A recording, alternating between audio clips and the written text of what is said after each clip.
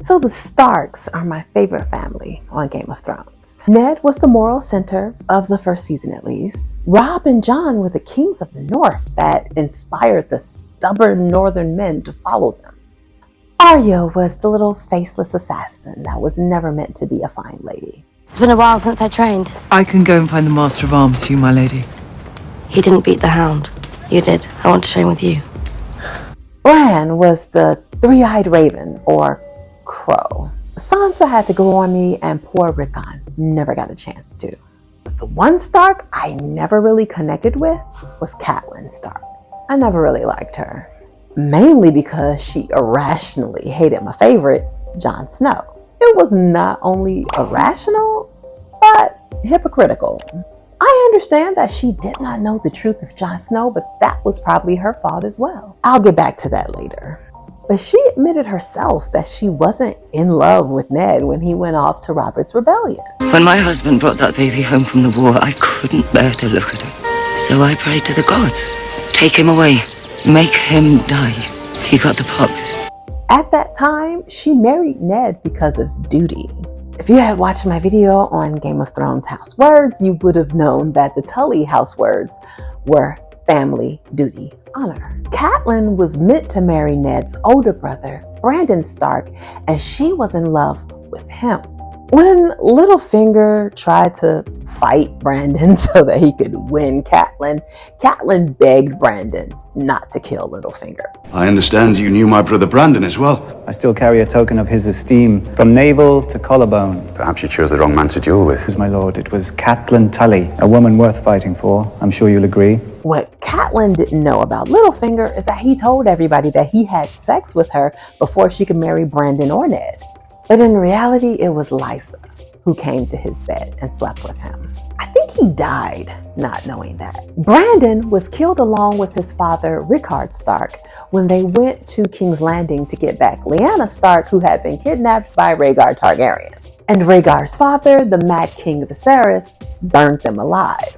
Robert's rebellion happened to not only rescue Lyanna, who had been promised to him, but to avenge Rickard and Brandon's death. She was my sister.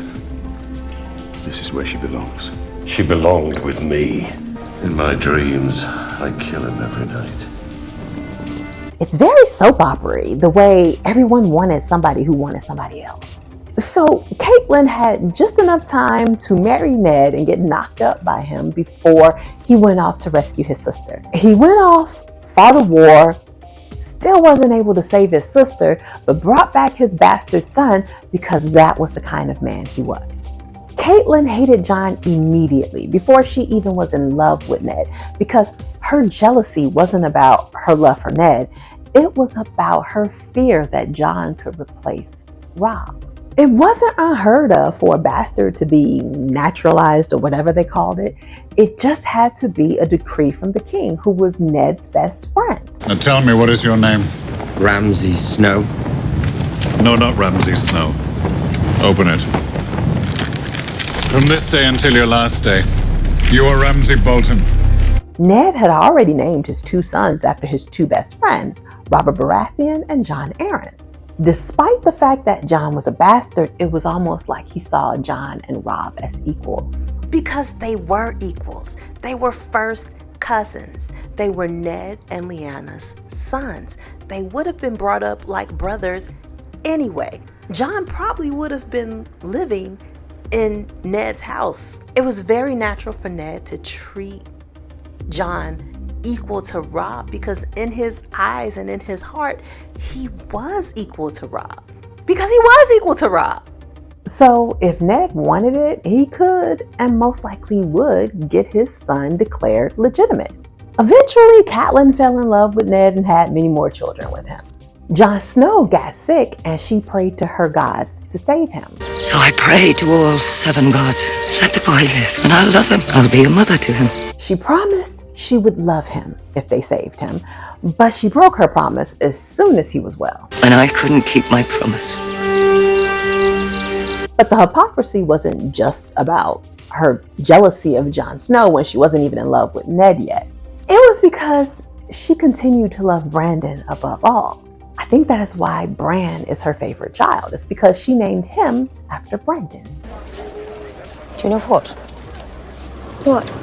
You always look at your feet before you lie. Run and find your father. Tell him the king is close. I think Ned felt her unnatural hatred for Jon. And I say unnatural because, like I said before, she wasn't in love with Ned yet. So why was she so angry at a helpless baby whose mother was most likely dead? And because Catelyn felt so strongly against Jon, Ned probably felt he couldn't trust her with Jon's secret. Ned was honorable above all things. And yes, he made a promise to his sister, but he also made one to his wife. Promise me, Ned. Promise me.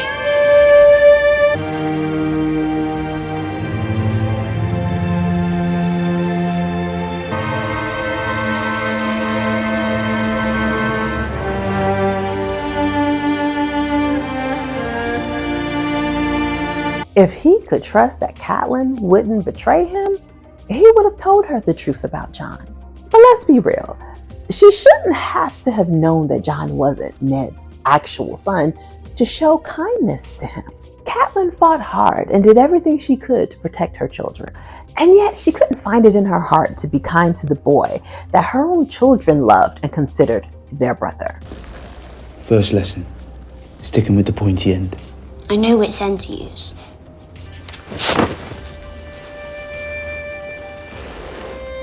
Farewell, Snow. And you, Stark.